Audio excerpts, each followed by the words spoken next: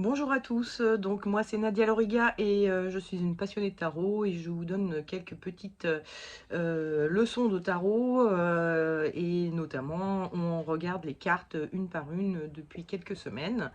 Donc on a déjà vu les 6 premières. Et là, on va voir la sixième qui est en fait la septième. Enfin, elle est chiffrée 6, mais c'est la septième dans la logique, enfin, dans l'ordre de mes vidéos. Parce que j'ai commencé par le mannequin, le numéro 0. Bref, tout ça pour dire qu'on va parler de l'amoureux, la sixième carte. Je vous montre tout de suite un mini Jodo, qu'un moins Jodo, donc c'est le tarot qui a été redessiné par Jodorowsky. Celui-ci, c'est le tarot de Kevin Meunier. Donc ça, ce sont des tarots modernes. Voyons maintenant à quoi ressemblait ce tarot-là à l'époque. Donc là, on a un facsimilé du Madenier qui est un tarot du XVIIIe siècle. Donc on voit que bon, hein, on reste vraiment dans quelque chose d'assez super similaire. Les couleurs sont à peu près raccords, les personnages se ressemblent beaucoup, la construction de la carte se ressemble beaucoup. Bref, voici donc le tarot de Marseille classique, tel qu'on le connaît, etc. Passons maintenant un peu à d'autres sortes de tarots que peut trouver. Donc celui-ci, c'est le tarot des imagiers du Moyen-Âge de Oswald Wirth, qui n'est pas du tout un tarot du Moyen-Âge, hein, c'est un tarot qu'il a redessiné en s'inspirant de tarots du Moyen-Âge, donc avec des facsimilés ou des... Enfin, je sais pas s'il avait des facsimilés, mais bon, il avait accès à des vieux tarots comme ça. Et donc, il a essayé d'en faire quelque chose, bon voilà, un peu à sa sauce graphique, en y ajoutant des éléments qui lui semblaient, voilà, intéressant par rapport à des vieux tarots. Mais bon, c'est un peu trompeur ce nom. C'est pas un vieux tarot, c'est un tarot relativement moderne. Oswald Wirth, ça doit être 19e siècle. Donc voilà. J'ai une coupure de... Je sais pas pourquoi ça s'est assombri. On verra.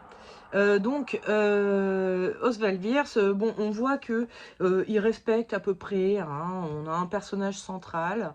Par contre, il a les bras croisés comme ça. Il y a deux femmes autour de lui. Bon, ici, on a une vieille, une jeune. Là, ce sont deux jeunes femmes. Et puis, il y a l'ange au-dessus, hein, qui est en train de tirer sa flèche. Bon, on a quelque chose d'assez similaire. Que par rapport au tarot de Marseille classique. Tout va bien jusque-là. Par contre, passons au Rider-Waite. Donc ça c'est le Rider-Waite Smith, celui qui a été illustré par Smith, c'est-à-dire le tarot original Rider-Waite. On voit que, alors déjà, bon, l'amoureux ça va pas du tout, c'est pas comme ça qu'il s'appelle. Waite l'a appelé cette carte les amoureux.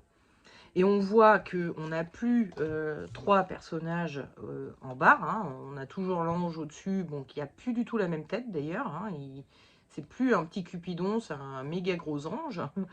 Et puis, on n'a plus que deux personnages, un homme et une femme. Donc on est vraiment sur une notion d'amour, de couple, hein, qu'il n'y a pas du tout ici. Là, ça fait un trouble, mais ça fait pas un couple, hein, on est d'accord. Donc, enfin, ça fait un trouble ou ça fait des troubles, plutôt. Alors que là, on est vraiment, bon, bah, voilà, il a repris toute l'iconographie un peu Adam et Ève dans le jardin d'Éden, blablabla, blablabla, hein. Donc, on est vraiment sur un amour un peu primordial historiquement. Et puis donc il y a ce grand ange là qui est au-dessus, qui est censé un peu bénir leur amour, leur couple, etc. Qui parlerait d'être sous de bons auspices, quoi. Et avec ce gros soleil derrière qui amène aussi de la chaleur. Donc il y a vraiment quelque chose de l'ordre de le couple est béni des dieux, quoi, hein. C'est le couple parfait, tout se passe bien, tout va bien, etc. etc. Voyons les deux tarots de type Rider-Waite, mais illustré par quelqu'un d'autre, hein, des versions modernes. Vous en trouverez plein, hein, des versions modernes du Rider-Waite. C'est un jeu qui est extrêmement, énormément diffusé. Il est anglophone, hein, donc forcément, il a fait beaucoup plus le tour du monde que le Tarot de Marseille. Et puis, il y a ce côté où ça peut être illustré par des illustrateurs modernes, donc qui peut plaire, hein, aux gens, plus que bah, des vieux tarots. Alors, Waite, lui, il date début 20e, fin 19e, début 20e. Donc, on est sur une iconographie qui est un peu plus vieillotte, quoi. Donc, alors que là, on a des trucs. Alors, moi, j'ai des trucs assez kawaii, hein, je suis désolée, mais il y en a pour tous les goûts, vraiment, avec le Rider-Waite. Il y a plein d'illustrateurs qui en ont fait et plein de styles, donc vous pourrez trouver un qui vous plaira. L'autre avantage du Weight, c'est que les mineurs sont illustrés, ce qui n'est pas le cas dans les tarons de Marseille. Donc dans les tarons de Marseille, vous aurez un 3 de bâton, bah, il y a 3 bâtons dessus. Alors qu'avec le Weight, vous aurez une illustration qui vous permettra d'utiliser beaucoup plus facilement les mineurs d'ailleurs quand on tire avec le Weight, souvent on tire avec tout le jeu, alors que quand on tire avec un tarot de Marseille, on tire seulement avec les arcades majeures, pardon. On utilise assez peu les mineurs, hein. Vous verrez que la plupart des praticiens, ils ont un jeu de tarot. On a toujours le jeu complet, hein. Tout le jeu est là. Moi, par exemple, je vous montre le Madonnier. Bon, ok, j'ai tout le jeu, hein. C'est une grosse boîte et tout. Alors, je m'en suis pas beaucoup servi, donc ça va peut-être pas super se voir. Non, ça va peut-être pas super se voir. Mais on voit que ça a été quand même un peu plus utilisé que ça. Parce que ça a quasiment jamais quitté sa boîte, quoi, hein. Très très peu. Donc, juste pour regarder comme ça un peu vite fait, mais je ne m'en suis pas servi pour tirer et faire des tirages. Et c'est le cas pour beaucoup de praticiens du tarot de Marseille, c'est qu'on on a des jeux où on n'utilise pas du tout les arcanes mineurs, et donc les majeurs ben, ont bien mangé, quoi, ont bien subi. Donc, chose qui peut ne pas arriver avec un Rider-Waite, hein. On a donc toujours les illustrateurs essayent de garder bah, toutes les notions qui sont mises par Waite et Smith dans le jeu. Donc bon, on a l'ange là, hein, donc le petit mouton avec ses grandes ailes qui a les bras grands ouverts. Bon là, ça a été transformé en un animal ailé, donc une abeille qui est là pour bénir le couple qui est là, hein. Donc on a toujours un personnage masculin, féminin. Alors vous trouverez peut-être des versions, c'est très possible, hein, que vous trouviez des versions où il existe plusieurs cartes de l'amoureux, où ce sera 2 hommes, 2 femmes, et un homme et une femme. Donc ça peut exister, parce qu'il y a beaucoup d'auteurs qui font un peu ce genre de choses. On le voit beaucoup aussi avec les petits Lenormand, où on peut prendre un tout petit peu plus de liberté avec les petits Lenormand quand on fait une nouvelle version artistique. Et souvent, bah, il y a la carte de l'homme, il y a la carte de la femme, et on va faire 2 femmes, 2 hommes comme ça. On peut parler aussi des couples homosexuels, hein, ça se modernise un petit peu, quoi, tout ça. Mais bon, bref, là, ce sont des tarots assez classiques tels que Waite les avait fait. Donc, on a bien bon, voilà, les 2 personnages avec l'ange au-dessus. Chacun son arbre, hein, de chaque côté. Donc on a un arbre qui est en feu, hein, qui est là, et puis un arbre qui est euh, euh, l'arbre de la connaissance, hein, avec le serpent qui est dedans. Il est où? Ah oui, je suis bête. On le voit ici, le serpent, hein, dans celui d'origine, hein, il est là. L'arbre en feu, alors là, c'est peut-être une référence au buisson ardent. Je ne sais pas s'il était là au moment de Adam et Ève, je sais pas, franchement, mais je pense qu'il y a le côté, les pommes, les fruits, enfin le côté fertile, hein, le côté féminin, et puis le côté plus actif, feu, du côté masculin. Je pense que c'est vraiment ça l'objectif de ces 2 trucs, même si je pense que cet arbre en feu a une raison, enfin comment dire, une comment on dit, trouve son origine dans l'histoire d'Adam et Ève, mais bon, je suis désolée, je ne connais pas très bien ça, j'ai pas eu une grande culture religieuse, donc excusez-moi. Bref, donc voilà, vous avez vu un peu différents tarots. Moi, je vais vous parler plutôt du tarot de Marseille, hein, c'est celui que j'utilise. Donc là, avec mon petit Kevin Meunier, hein, le tarot de Kevin Meunier. Donc, où on voit... alors, je vous remonte le mât denier à côté. On voit vraiment qu'il y a un jeu de main là, qui est tout partout ici.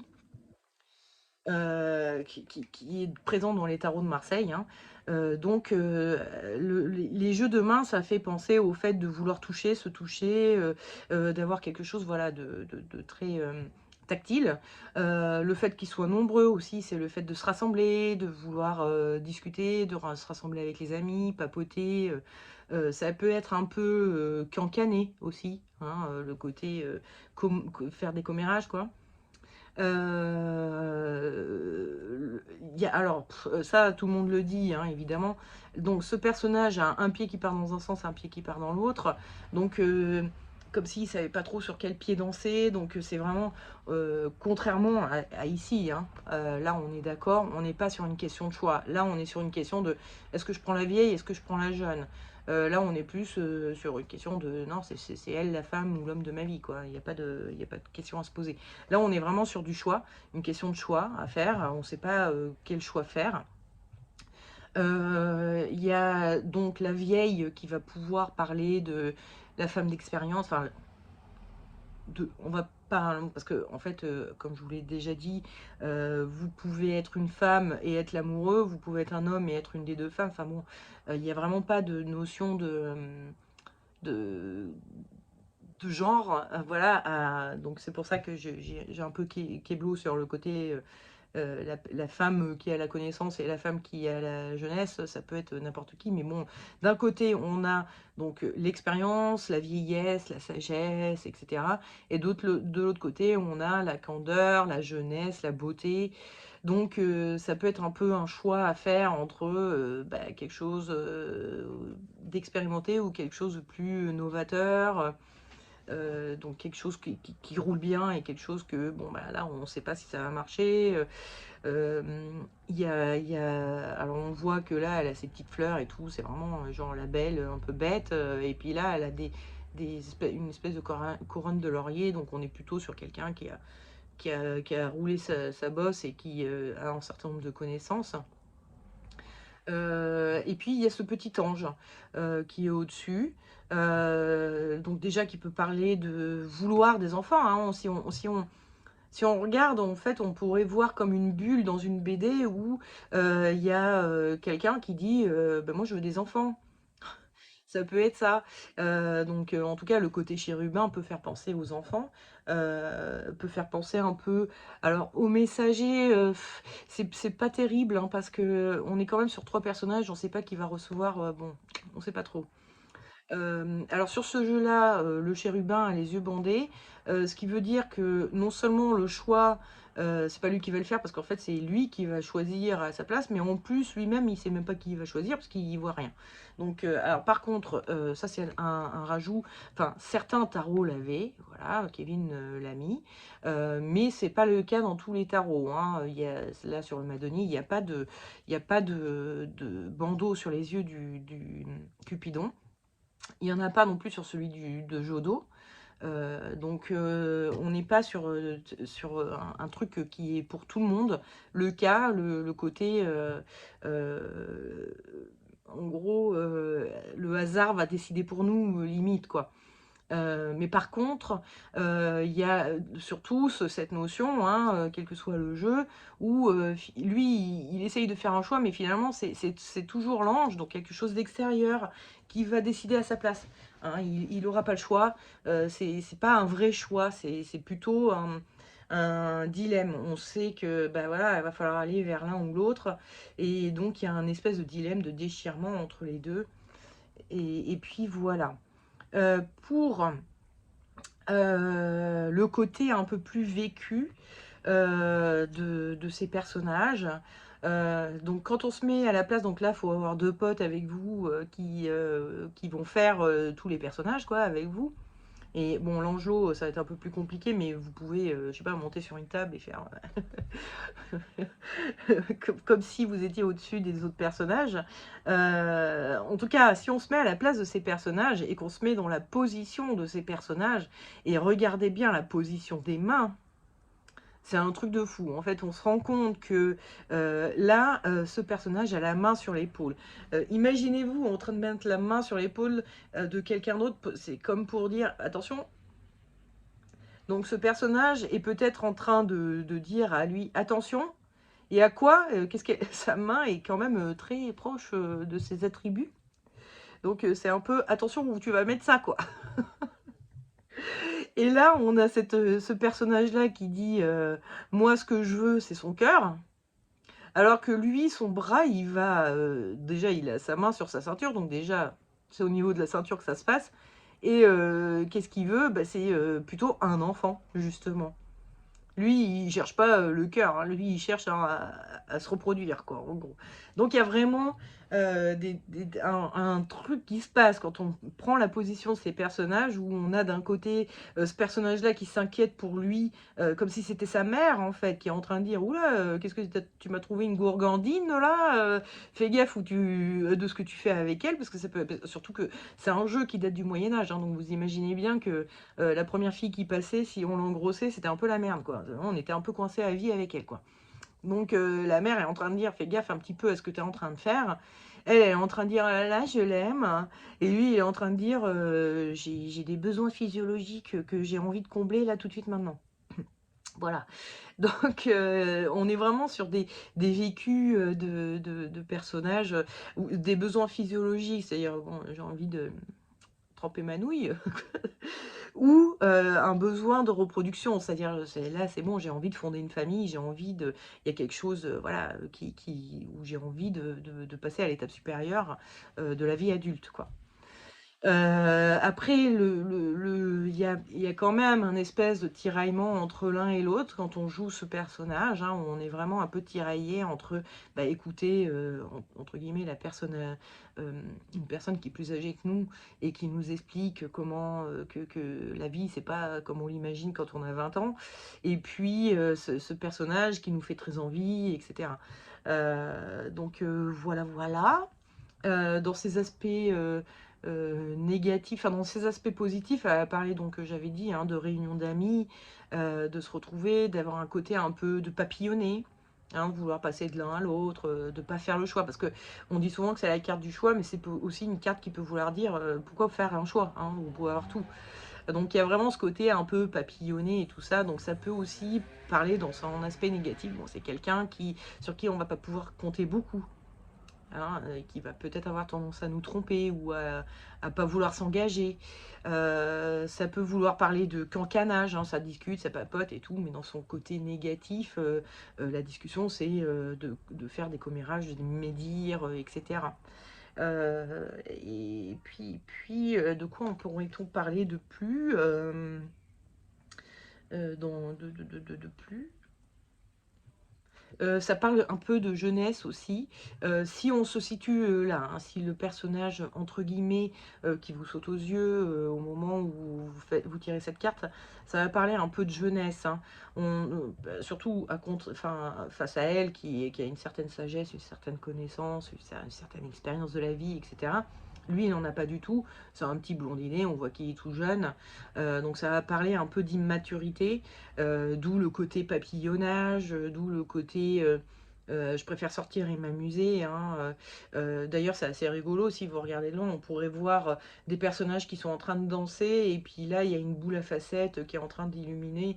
Donc on est vraiment sur sortir en boîte de nuit, voilà, hein, aller à la rencontre d'autres gens, sortir, aller voir du monde, etc.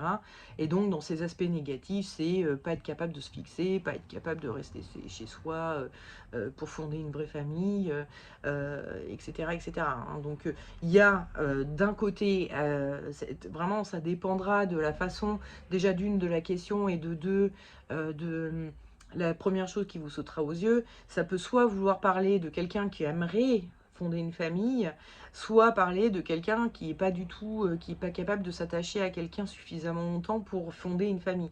Donc on a vraiment des choses un peu contraires qui vont se retrouver dans cette carte et dans beaucoup d'autres cartes, hein. C'est toujours lié à votre stratégie de lecture, à votre question que vous pourrez interpréter d'une manière ou d'une autre. Le côté hyper tactile, un peu branché sexe aussi, ça peut parler, voilà, hein, de trouble. On en parlait tout à l'heure. Ça peut parler de d'avoir des aventures, quoi, hein, voilà, de papillonner, etc. Donc il y a vraiment quelque chose de fort avec le tactile dans cette carte, quoi, hein, et avec le sexuel aussi un petit peu. Euh, et puis voilà, quoi, c'est une carte un peu d'amusement, on va dire, donc dans ses côtés positifs, mais comme dans ses côtés négatifs, ça dépend qui subit les affres de l'amoureux, hein, si vous êtes la jeunette qui va se faire jeter pour quelqu'un de plus expérimenté qui va le faire plus délirer, bon bah voilà, ou inversement, hein, vous êtes trop vieille et on passe, on choisit de partir avec une plus jeune. Bon, ça peut avoir ce côté un peu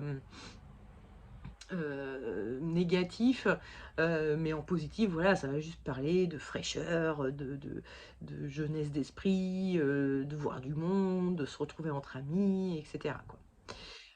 Pour l'aspect initiatique, je pense que le sujet principal, ça va être la question du choix, hein. C'est ça que la plupart des ésotéristes et occultistes vont voir. Euh, on voit dans d'anciens jeux qu'il est vraiment coupé en deux, alors que là, il est ouvert, hein. Bon, là, bon, vraiment, les habits, non, là, il est vert et rouge en rayures. Là, c'est vraiment, il y a un côté vert et un côté rouge, hein. Je parle du plastron, hein, du haut.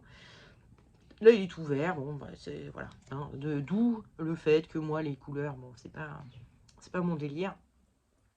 Mais bon, il y a quand même ce côté choix qui est vraiment très présent. Choix avec cette notion de destinée aussi, hein.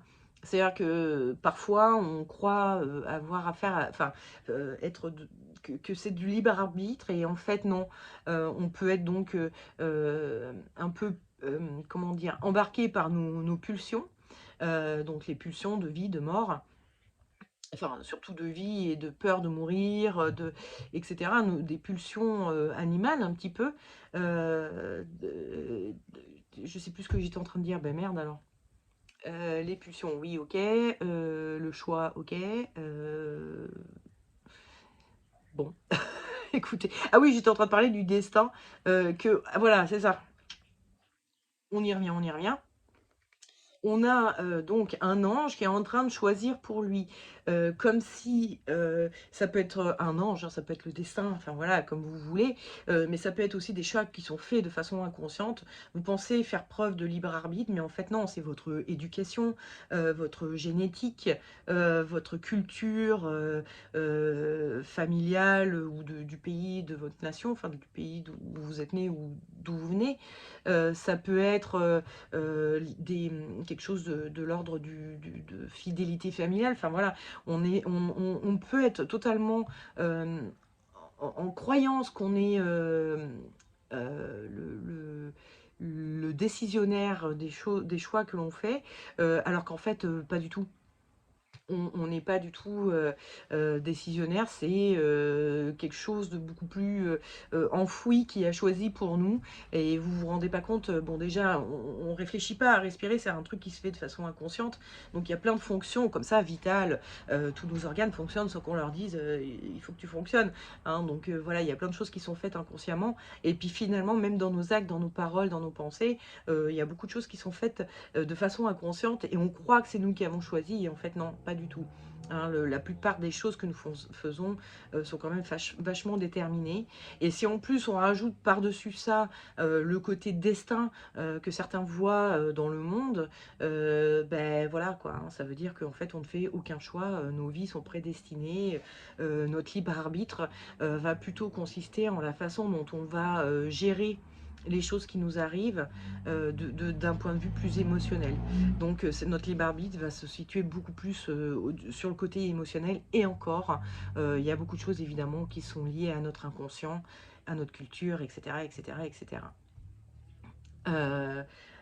Qu'est-ce que je voulais rajouter? Oui, il y a cette notion de choix aussi qui va nous dire, d'un point de vue initiatique, etc., c'est faire un choix, ça veut dire embrasser quelque chose pour abandonner quelque chose d'autre. Donc il y a toujours dans la notion de choix le fait une notion de perte. Alors, je vous disais tout à l'heure que cette carte, on pouvait l'interpréter comme pourquoi faire un choix, tu peux prendre les deux.